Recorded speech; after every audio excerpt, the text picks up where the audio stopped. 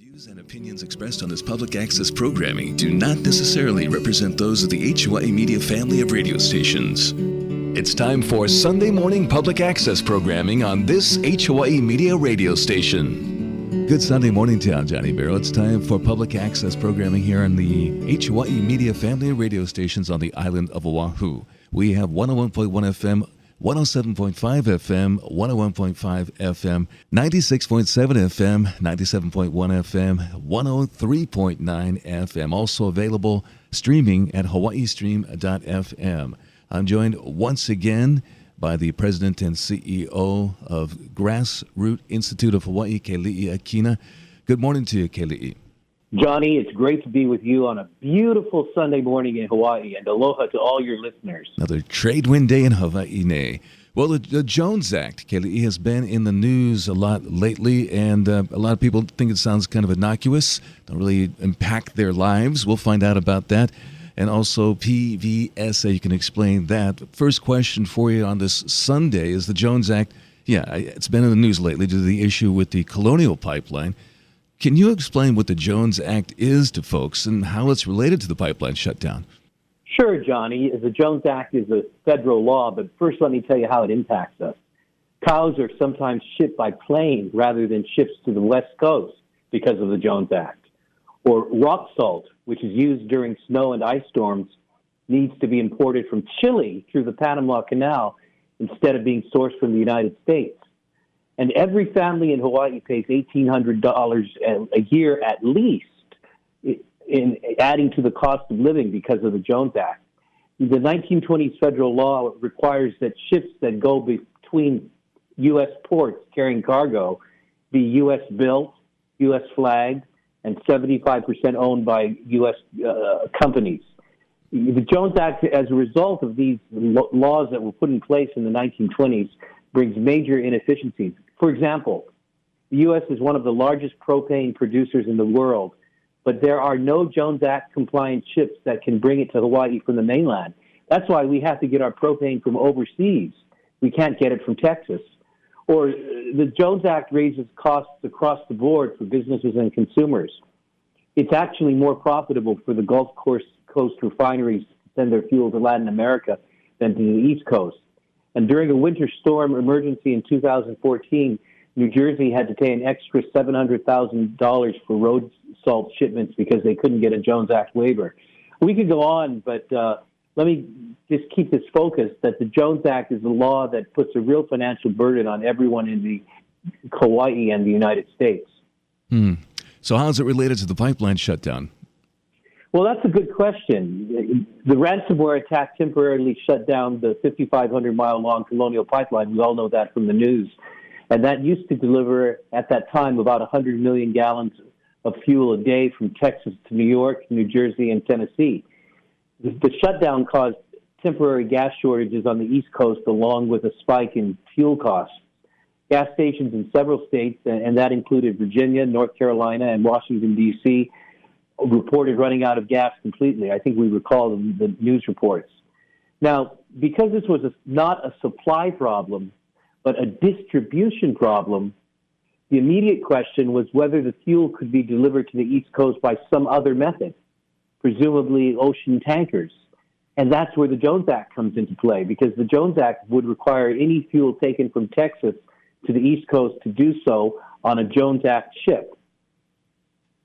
I see. Okay, well, following the attack on the pipeline, I guess the Biden administration granted 2 waivers of the Jones Act. Why is that?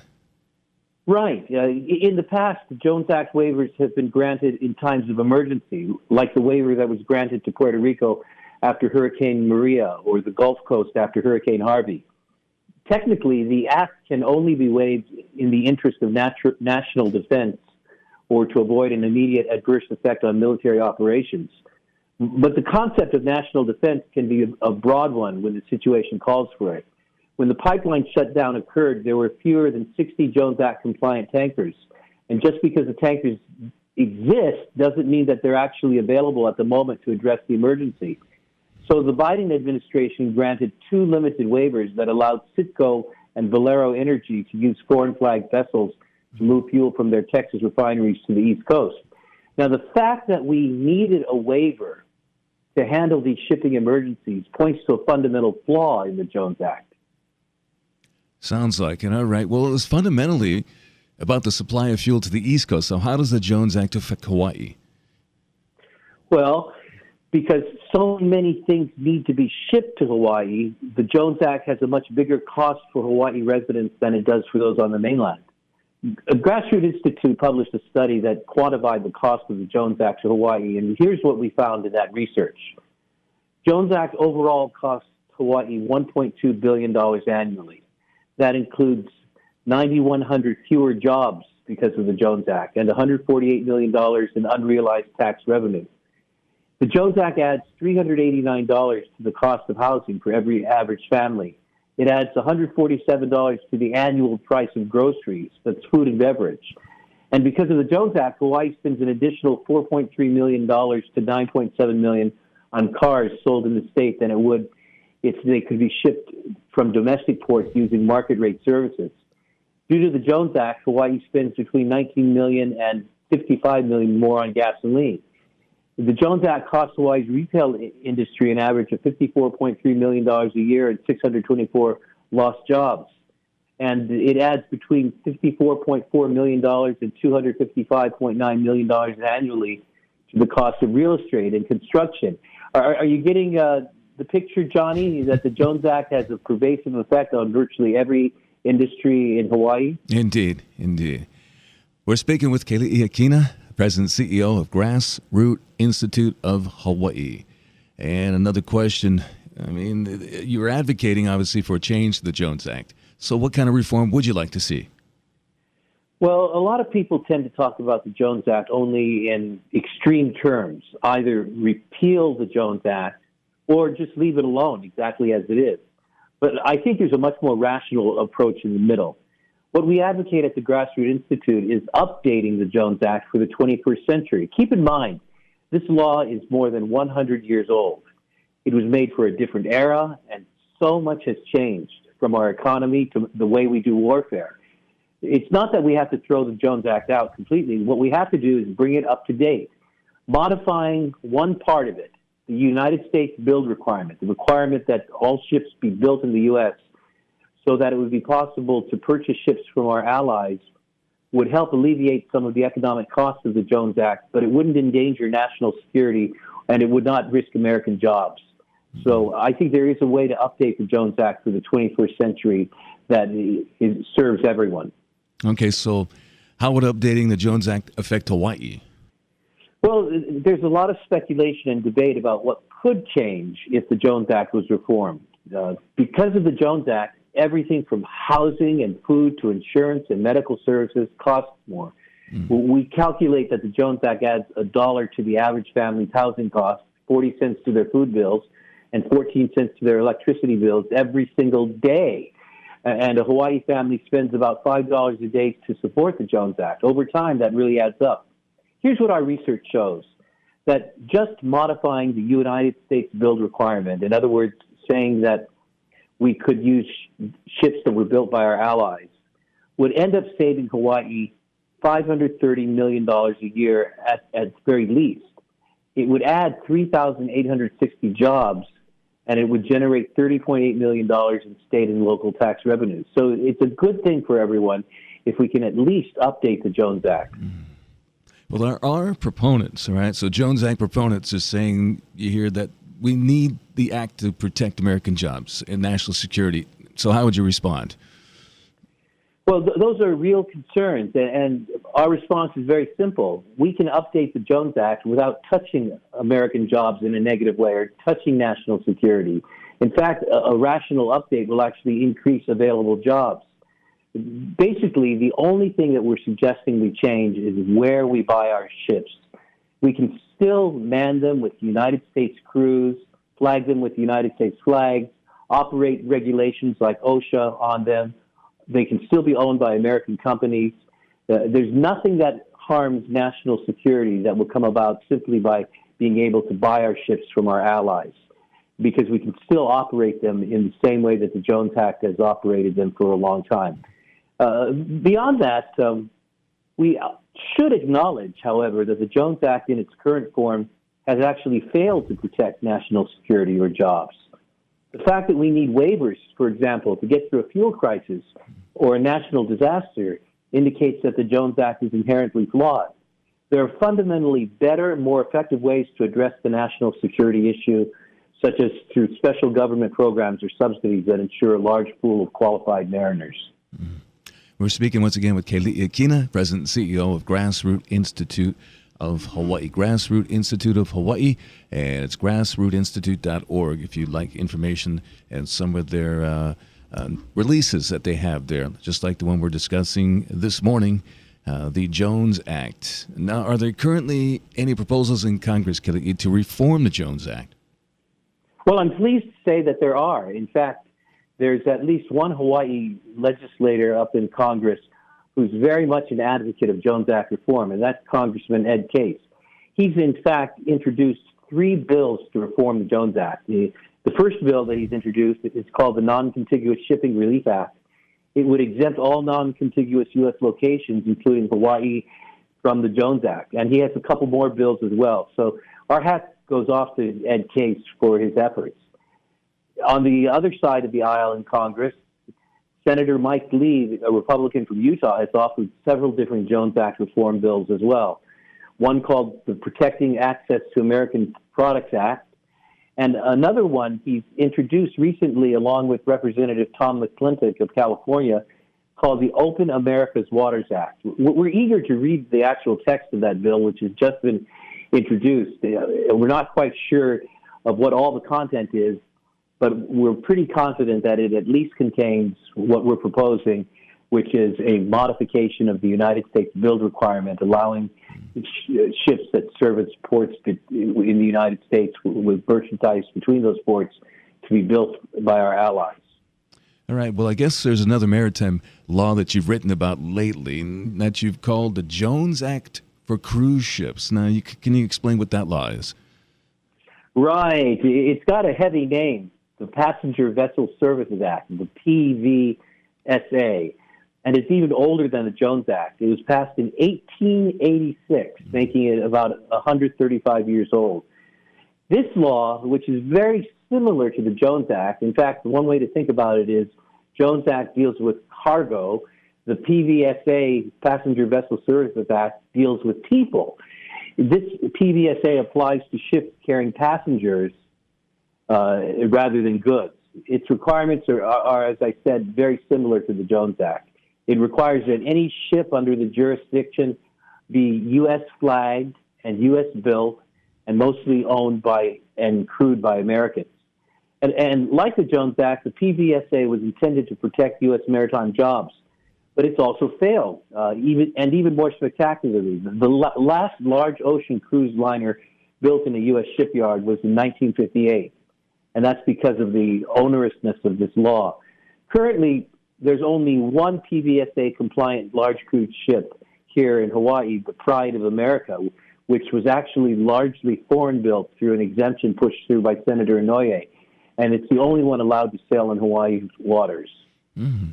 Well, how has the PVSA affected the cruises in the U.S. and in Hawaii? Well, under the PVSA, only ships flagged and built in the U.S. and mostly owned and crewed by Americans may transport passengers from one U.S. port to another. Foreign cruise liners are allowed to pick up passengers at a Hawaii port and cruise in Hawaii waters, but their passengers may not go ashore until they are returned to the ports from which they started, unless their ships also stop at a faraway foreign port such as Ensenada, Mexico, or Fanning Island out in the middle of the Pacific. That's 1,000 miles away from where we are in Hawaii. And so that's really a great burden that a ship under the PVSA needs to go to a foreign port before it can come back to an American port. A cruise liner attempting to make such a voyage in violation of the PVSA requirements can be fined up to $798 per passenger. Now, this foreign port requirement is devastating to cruise-based tourism in Hawaii. It's one of the reasons there are so few luxury cruise liners seen in our waters. All right. Well, would reforming the PVSA help Hawaii's tourism industry? Yes, absolutely. Removing the PVSA's build requirement that its ships be built in the United States would lower the upfront capital cost and conceivably encourage many more companies to enter the market, and that would bolster cruising in Hawaii and bring down the cost of cruising as well. But to really open up the cruising industry in Hawaii, we would need a broader reform of the PVSA.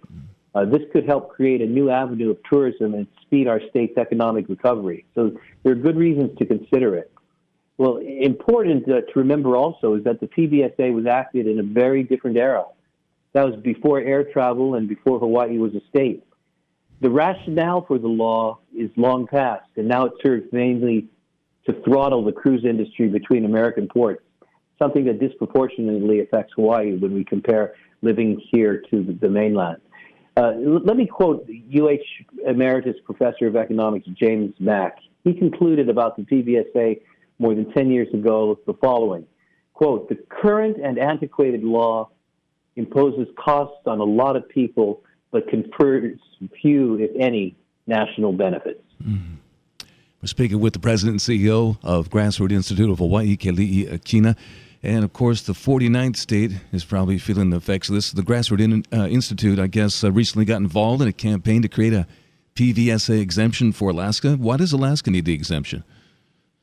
Well, Alaska is not as affected by the PVSA because ships can fulfill the foreign stop requirement at a Canadian port. And that's not that far away from Alaska. Okay. That has helped build the cruise industry in Alaska, and cruises now make up a substantial proportion of the state's tourism.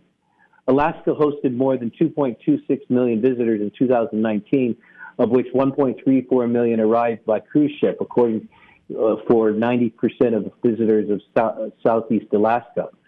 The Resource Development Council for Alaska estimates that before the COVID-19 crisis, 1 in 10 Alaska residents worked in tourism, thanks to visitor spending totaling more than $2.2 billion a year. The pandemic came and the lockdown came, and that was devastating to Alaska's cruise industry. Cruises were suspended for months, and even after the CDC began lifting its restrictions on cruising, Canada continued to prohibit cruise ships that carry more than 100 passengers from landing at any of its ports, and intends to keep doing so until at least February 2022. That has really impacted Alaska. In order to help the tourism industry recover, Alaska needed an exemption to the PVSA that would allow foreign cruise ships to skip the foreign port requirement. So as a Hawaii organization, you submitted testimony to the Alaskan Senate. Why? Well, our situations are similar, and we can understand the difficulties of trying to revive its suffering tourism industry. Like Hawaii, Alaska is a non-contiguous state that bears disproportionate burden of laws like the PVSA and Jones Act. As we said in our testimony, Hawaii and Alaska have a history of working together to push for less costly federal shipping regulations. Back in the 1960s and 70s, bipartisan lawmakers from both states tried to reform the protectionist Jones Act, but to no avail. It's more important to show lawmakers that there is a coordinated effort to reform these laws and that they don't just affect one state or one region. So we believe that Hawaii may benefit from the fixing of the PVSA or the waiver that occurred for Alaska. Well, what was the result of that effort? Well, the Alaska resolution, which we supported, urged Congress to exempt the state from the PVSA's foreign port requirement as a means to solve the problem posed by Canada. And not surprisingly, it was approved by the Alaska legislature and signed by the governor. Then in Congress, both Republicans and Democrats worked together to pass it was called the Alaska Tourism Restoration Act, which temporarily allows ships to travel directly between Washington State and Alaska without having to stop in Canada. Recently, President Biden signed the bill, a big victory and an acknowledgement that the PVSA hurts American industry. We applaud that move. Well, what can Hawaii learn from Alaska's PVSA exemption? Well, the biggest lesson is the importance of demonstrating the harm caused by these protectionist laws and assembling a broad coalition that supports reform. Having a strong statement from the Alaska legislature and governor also helped push the bill forward in Congress. This is the kind of cooperation and action we need to achieve in order to see updating of the Jones Act for Hawaii. Anything else you'd like to add, Keli'i, as we wrap things up here on this Sunday morning? Well, Johnny, I'm optimistic. Even though we've lived under the yoke of the Jones Act for 100 years, people are learning about it and learning about the impact it has on our pocketbooks and on our industry and on tourism in Hawaii. And if we can update the Jones Act and the PVSA for the 21st century, we can do something good for all people. What I'm really pleased about is that this is not a partisan issue. We've got Democrats and Republicans working together to bring about change. And I'm confident that we'll see change come about. That's why we're committed to working on good research in the area and good communication. And anyone who wants to learn more about this can visit us at our website, grassrootinstitute.org. That's grassrootinstitute.org. We've been speaking once again with President and CEO of Grassroot Institute of Hawaii, Keli'i Akina. Another enlightening conversation. Mahalo for joining us this morning, and look forward to speaking with you once again very soon. Johnny, thank you. Much aloha.